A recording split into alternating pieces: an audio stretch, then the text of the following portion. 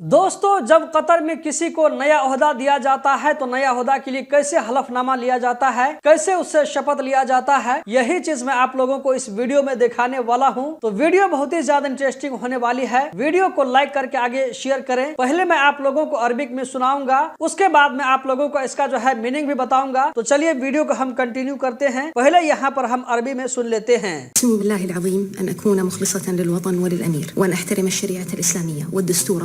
وأن أرعى مصالح الشعب رعاية كاملة وأن أؤدي واجباتي بأمانة وذمة وشرف وأن أحافظ محافظة تامة على كيان البلاد وسلامة إقليمها.